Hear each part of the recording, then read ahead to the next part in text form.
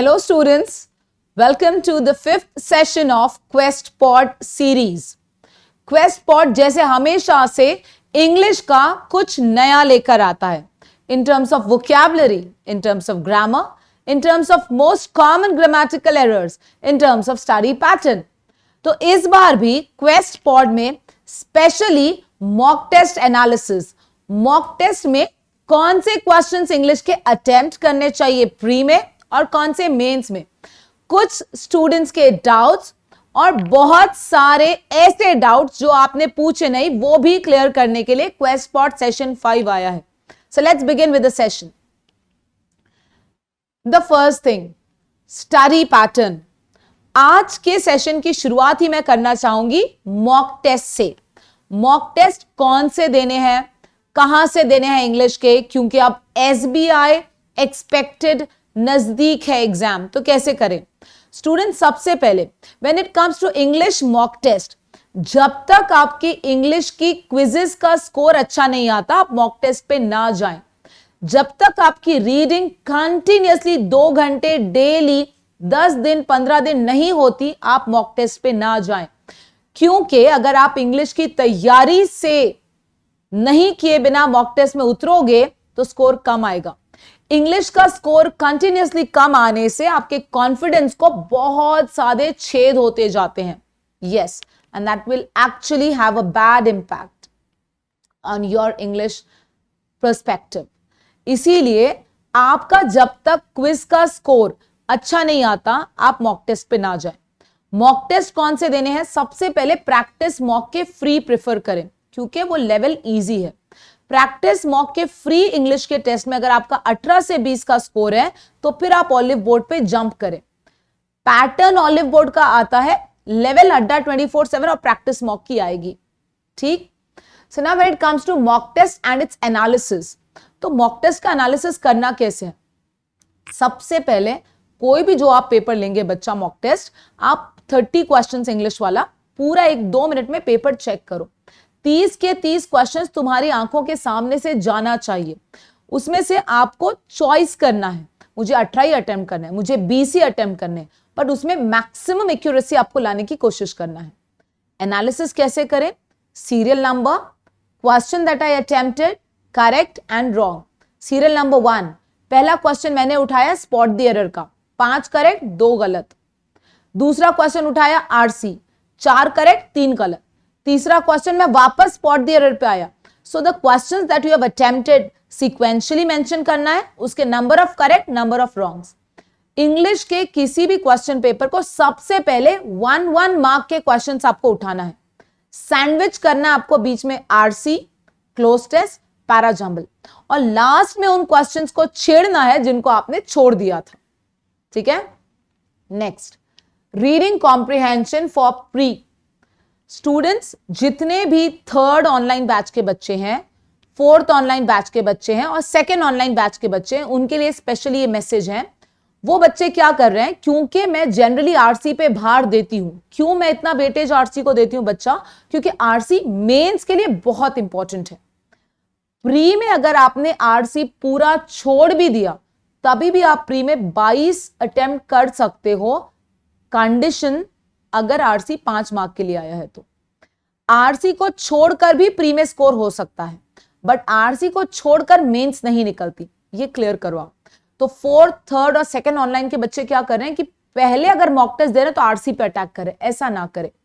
Generally 1-1 mark के questions पूरे उठाएं और फिर आप RC पे जाएं. अगर आपको एग्जाम खत्म होने को 3 ही मिनट का टाइम बचा है और RC पूरा 5 मार्क का बाकी है, ऐसी सिचुएशन में क्या करें मैम, ऐसी सिचुएशन में डायरेक्ट क्वेश्चंस पढ़ो और उसके आंसर्स मार्क करने की कोशिश करो rather than reading the whole passage. You need to strategize your approach for scoring maximum marks in English. आप ऐसे ही कुछ भी मुंह उठा के नहीं जा सकते एग्जाम में, आपको आपकी रणनीति होनी चाहिए. There should be some strategy. जैसे कि मैम 2 ही मिनट बचे हैं और पूरा 10 मार्क का RC बाकी है, तो 2 मिनट में अक्ल लगाओ कि मैं पैसेज नहीं पढ़ सकता. क्वेश्चंस पढ़ो, पैसेज में से जो डायरेक्ट क्वेश्चन है उसके आंसर 2 मिनट में 2 भी मार्क किए और दोनों करेक्ट आए तो आपका काम तो हो गया. आप प्लीज स्ट्रैटेजाइज करें अपने आप को. अल्टीमेटली तुम्हारा दिमाग में एक ही आप बात बना लो कि मुझे मैक्सिमम स्कोर लाना है, थोड़ा जुगाड़ू बनो। क्लियर? नेक्स्ट, आरसी के question first versus passage first. RC के पहले क्वेश्चंस करें या पैसेज पहले फर्स्ट रीड करना चाहिए? Students, when it comes to RC, RC के अगर डायरेक्ट क्वेश्चंस है, फॉर एग्जाम्पल ये इंसिडेंट कब हुआ था, ये इंसिडेंट किसके साथ हुआ था, ये इंसिडेंट कहां हुआ था, ये सारे डायरेक्ट क्वेश्चंस हैं। तो डायरेक्ट क्वेश्चंस का अगर आपने पढ़ के पैसेज में आंसर लिख लिया तो इजी है। लेकिन रीसेंट ट्रेंड क्या देखा गया है बैंकिंग में कि पैसेजेस लेंदी नहीं है, पैसेजेस छोटे आ रहे हैं और क्वेश्चंस चाहे प्री हो या मेंस वो थोड़े से इनडायरेक्ट पूछ रहा है। जब पैसेज छोटा है और क्वेश्चन इनडायरेक्ट है तो क्वेश्चन पढ़ के पैसेज पे आने में कोई सेंस नहीं है। इनडायरेक्ट क्वेश्चंस तभी करेक्ट आते हैं जब तुमने पैसेज को 100% करेक्टली कॉम्प्रिहेंड किया हो तो। इसीलिए अगर लेंदी पैसेज है तो वो डायरेक्ट क्वेश्चंस डालता है, लेकिन अगर पैसेज छोटा है बच्चा तो वो इनडायरेक्ट क्वेश्चन ज्यादा पूछता है। And this is what I have seen with the pre and the mains examination in the last few months. तो आप इतना करें बच्चा कि कोशिश करो कि अगर आप प्रैक्टिस कर रहे हो तो पहले passage followed by questions and then answers. लेकिन अगर आप एग्जाम में हो, 2 ही मिनट बचे हैं, 3 मिनट बचे और पूरा आरसी बाकी है, तो वहां पे क्वेश्चंस में से डायरेक्ट पहले ढूंढो और फिर उसके आंसर्स मार्क करके उसको फिनिश कर दो। Clear? Next, spot the error में नंबर ऑफ रॉन्ग्स बहुत ज्यादा हो रहे हैं। बच्चा, ग्रामर के रूल्स याद करना आसान है, ग्रामर के रूल्स को अप्लाई करना उतना ही मुश्किल है।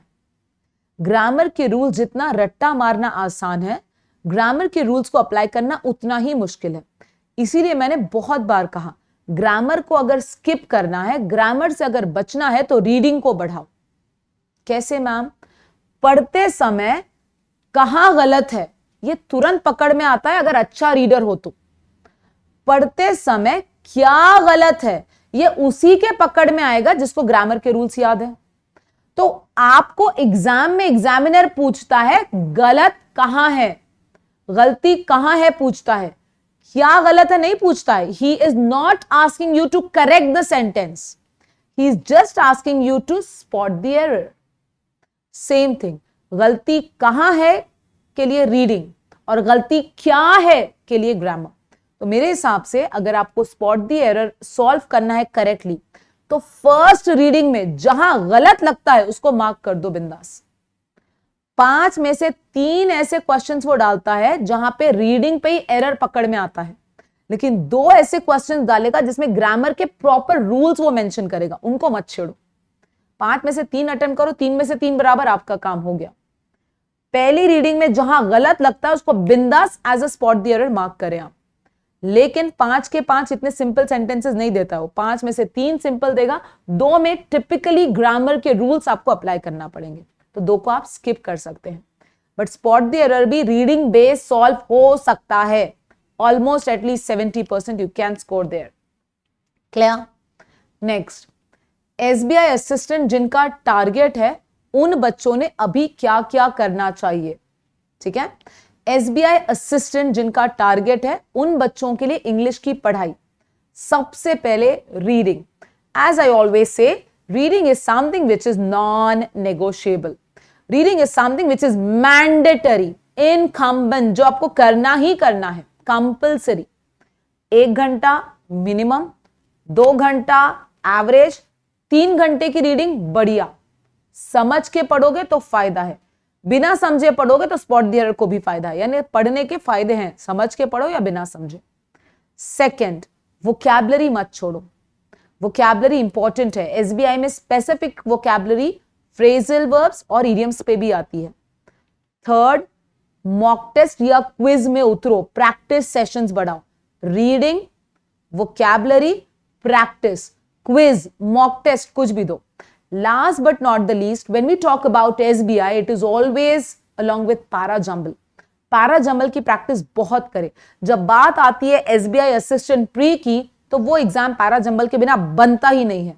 तो अभी से पैराजंबल की प्रैक्टिस शुरू करो उन बच्चों के लिए जिनका पैराजंबल वीक है. And last is vocabulary. Please keep your vocabulary updated. Please keep updating your vocabulary. Vocabulary ऐसी चीज है जो कभी रुक नहीं सकती. This is the software of your language. इसको अपडेट नहीं किया तो आप लैंग्वेज से बाहर हो जाते हो, आउटडेटेड आप हो जाओगे अगर इसको अपडेट नहीं किया तो. So please keep on updating your vocabulary. Students, I request you, I suggest you, I advice you कि प्लीज आप नए वर्ड्स यूज करें अपनी लैंग्वेज में. Start using new words. Clear? चलिए नेक्स्ट, स्टूडेंट्स के डाउट्स.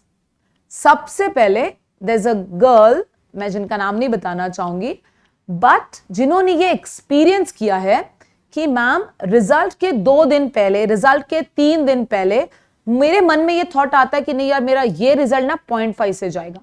मेरे मन में ये थॉट आता है कि ये रिजल्ट ना 2 मार्क्स से जाएगा. और मैम वैसे हुआ.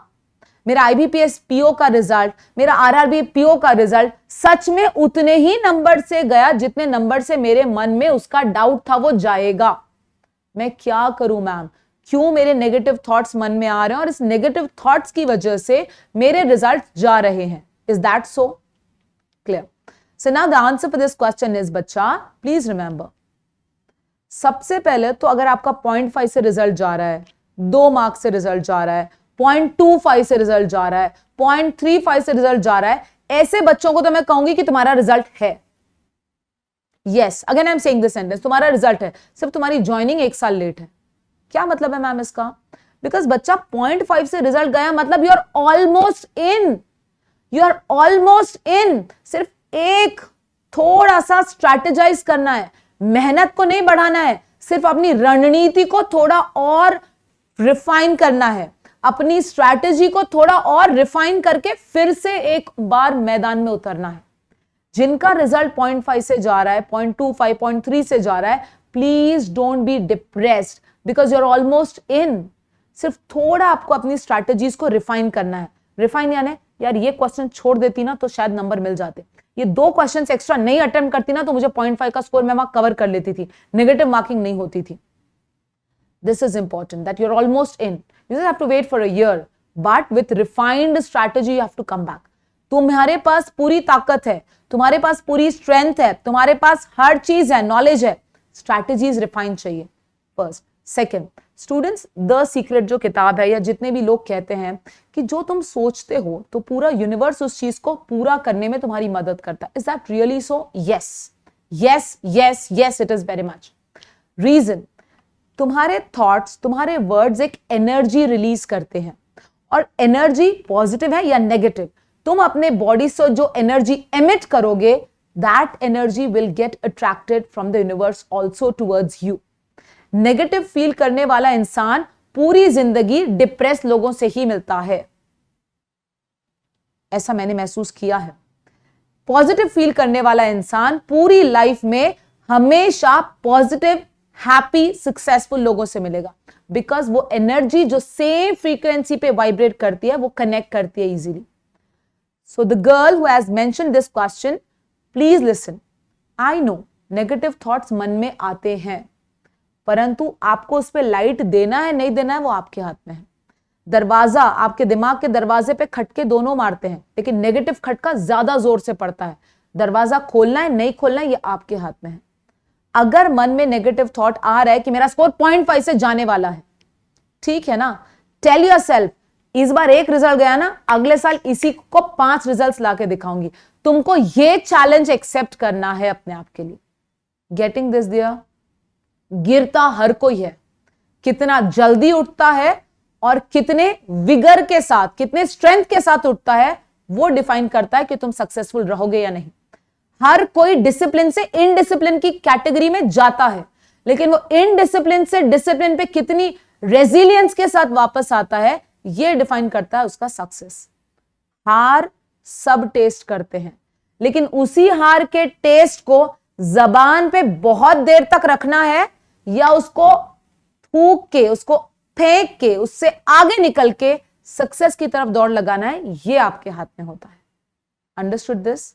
Now the second doubt, RC के इनडायरेक्ट क्वेश्चंस को कैसे करें? स्टूडेंट्स, आरसी में जो डायरेक्ट क्वेश्चंस होते हैं वो तो पैसेज में एज इट इज वर्ड्स में दिखते हैं, लेकिन जब बात आती है आरसी के इनडायरेक्ट क्वेश्चंस की तो एग्जैक्टली वो ऑथर का माइंड होते हैं। मतलब पूरे पैसेज में तो ऑथर ने गवर्नमेंट स्कीम्स के बारे में लिखा है, लेकिन उसकी भाषा में वो गवर्नमेंट स्कीम्स को ऑथर, आप कह सकते हो, सपोर्ट कर रहा है कि क्रिटिसाइज कर रहा है, ये होता है ऑथर का माइंड।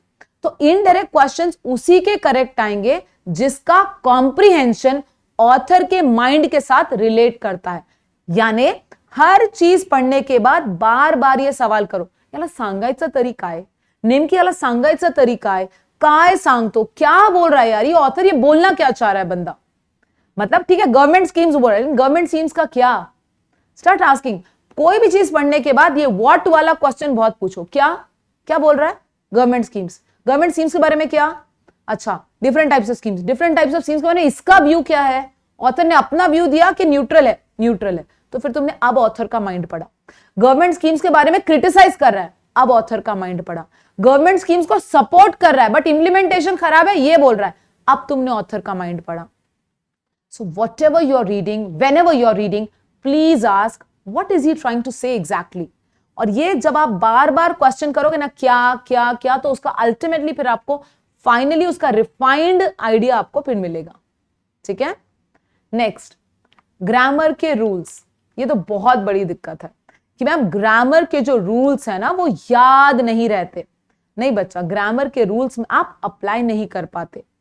मैंने कल के लेक्चर में 25 गोल्डन ग्रामर रूल्स लिए हैं, उसका पीपीटी मैंने टेलीग्राम चैनल पे, एसएसए के मेन टेलीग्राम चैनल पे डाला है, ग्रामर बेसिक 1।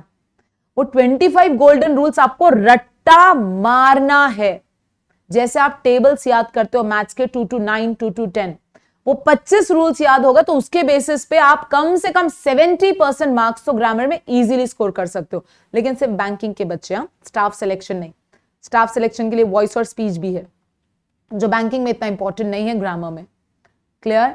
सो ग्रामर के रूल्स, वो जो 25 गोल्डन रूल्स ऑफ ग्रामर है जिसकी पीपीटी मैंने एसएसए के मेन टेलीग्राम चैनल पे डाली है in the name of basic grammar 1, वो 25 रूल्स आपको लर्न होने चाहिए by heart.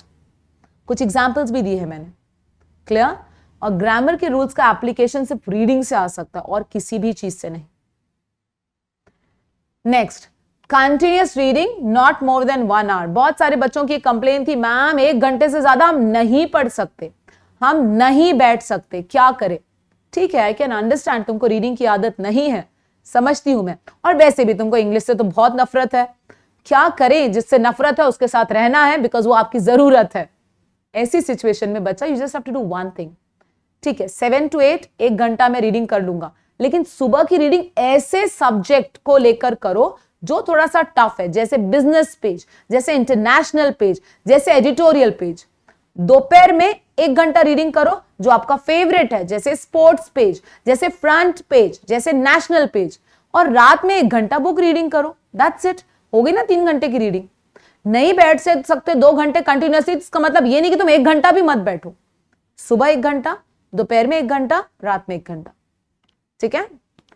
Next, SBI assistant का स्टडी प्लान जो मैंने अभी बताया है, reading, vocabulary, practice, and last is what? Parajumble. 4 things, don't forget. Reading, practice, vocabulary, parajumble. ये 4 चीजें SBI Assistant English in. Clear? Olive Board के टेस्ट पैक के इश्यूज। स्टूडेंट्स, ऑलिव बोर्ड के टेस्ट पैक के इश्यूज के लिए last time भी मैंने बोला था कि जैसे ही 2021 का जो भी एग्जाम का फ्रेश नोटिफिकेशन आएगा तो उनके ऑटोमेटिकली 2021 के मॉक टेस्ट सीरीज अपडेट होंगे। बहुत सारे बच्चे मुझे मैसेज कर रहे हैं, अनिल सर को, शुभम सर को, कि 2020 के ही मॉक टेस्ट हमको दिख रहे हैं, 21 का कुछ नहीं दिख रहा। तो ऑलिव बोर्ड से ही ये वर्ड्स आए हैं कि ma'am as and when the notification is out आपको सारे मॉक टेस्ट विजिबल हो जाएंगे फॉर 2021। क्लियर? चलो, अदरवाइज आप support@oliveBoard.in पे भी मैसेज डाल सकते हैं। Within 24 hours, within 48 hours, even they will reply you back. आप इनको मेल कर दीजिए। ठीक है. Okay, so आज unheard of में I'm going to take something with respect to phrasal verbs. जैसे पहले 3 में हमने vocabulary के words लिए. Next, the last one that we took was all about idioms, and now let's go for phrasal verbs. The most common unheard phrasal verbs will be the first, ball out.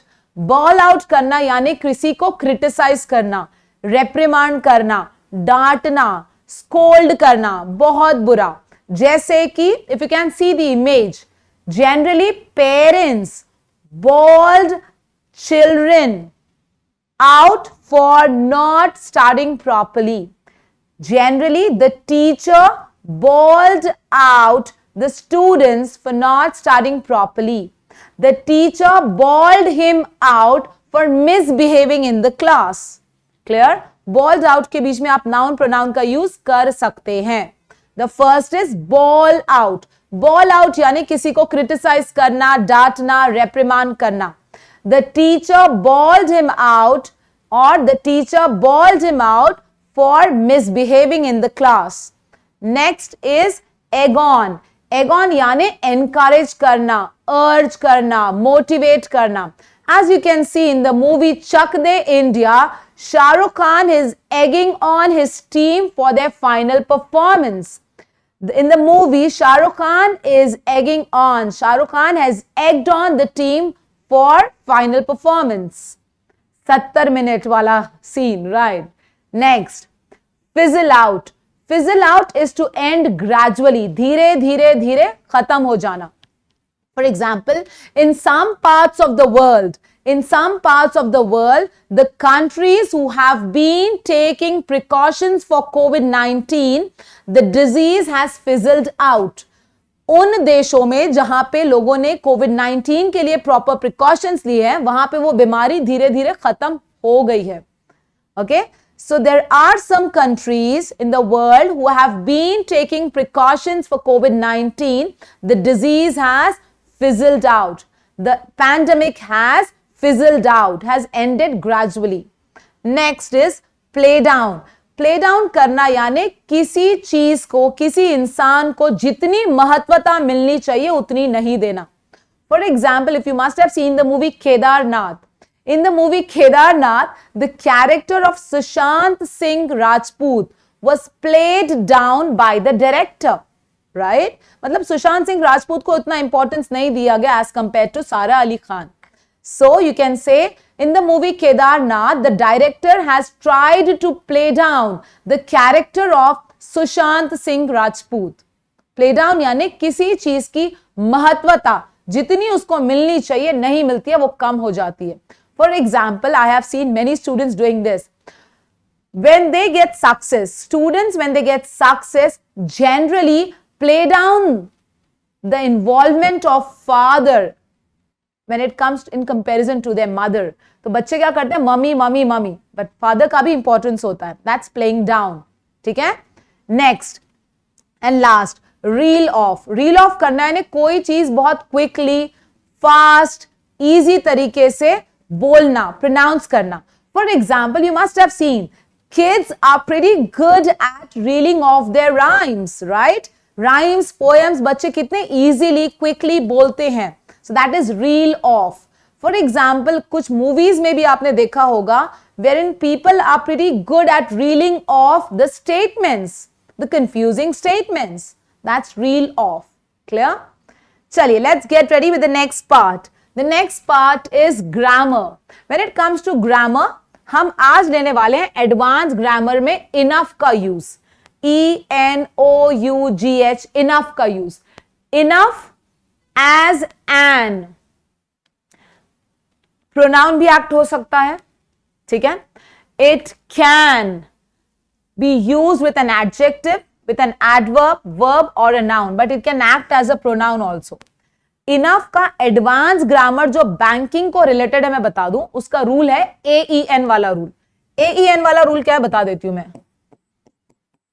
ये AEN वाले rule को याद रखना. Enough का AEN वाला rule क्या है? सी, adjective के पीछे आता है इनफ और नाउन के पहले आता है इनफ. ये रूल याद रखिए. AEN rule for enough.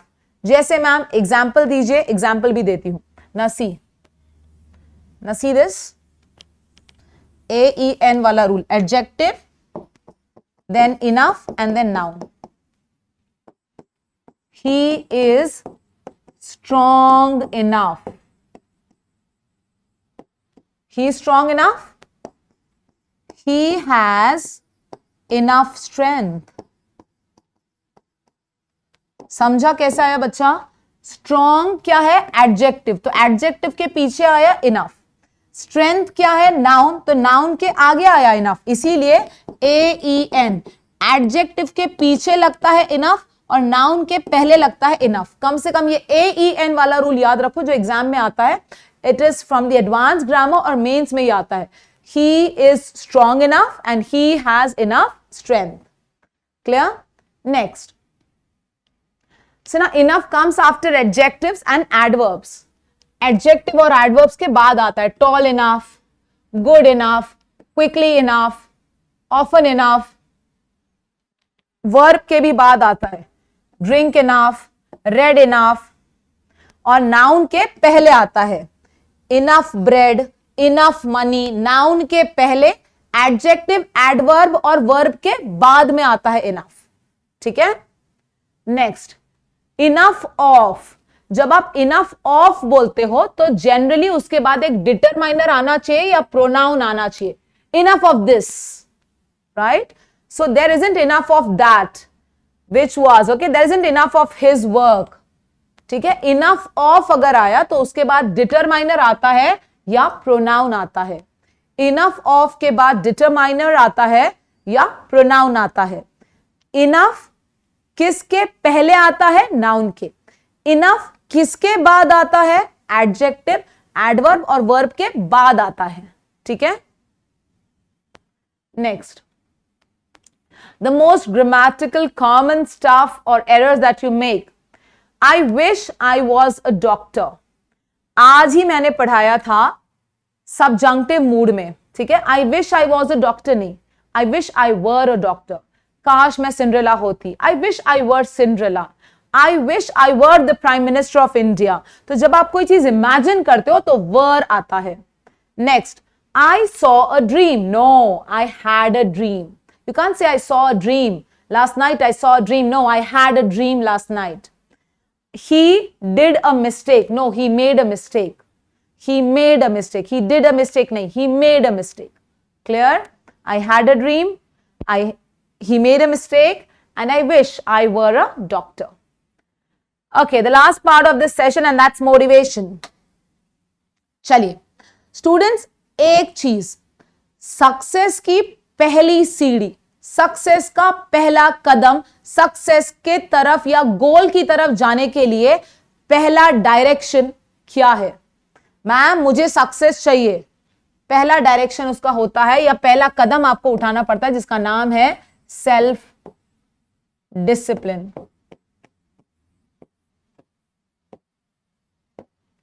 पहला कदम है ये सक्सेस के लिए, इसकी तरफ आपको पहले बढ़ना पड़ता है, and that is what is self discipline is all about.